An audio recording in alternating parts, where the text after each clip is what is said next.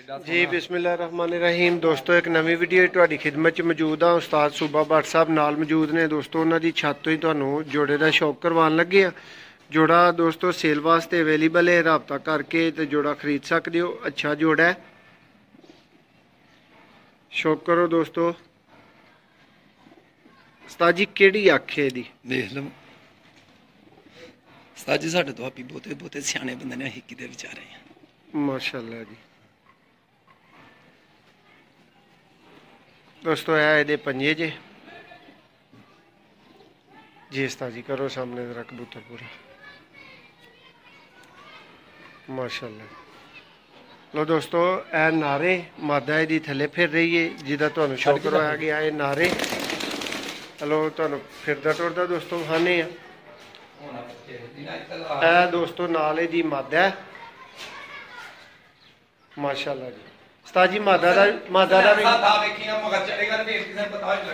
माशाअल्लाह उस्ताद जी बेहतरीन जोड़ा। तुसीं इहदी मादा दा जरा शौक करवा दो दोस्तां नूं फड़ के, थोड़ी तसल्ली होई है दोस्तों। जोड़ा सेल वास्ते अवेलेबल है, राबता करके जोड़ा खरीद सकते हो।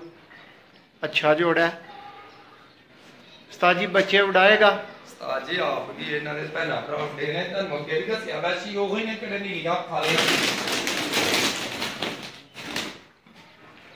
तो दोस्तों माशाअल्लाह माशाअल्लाह दोस्तों मादा का शौक करवान लगे तुहानूं।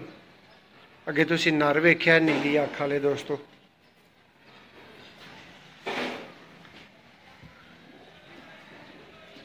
शौक करो भराओ दी अख दा। जोड़ा समझ आए तो अज राबता कर लियो सेल वास्ते। अज दी दिहाड़ी दोस्तों जोड़ा अवेलेबल है।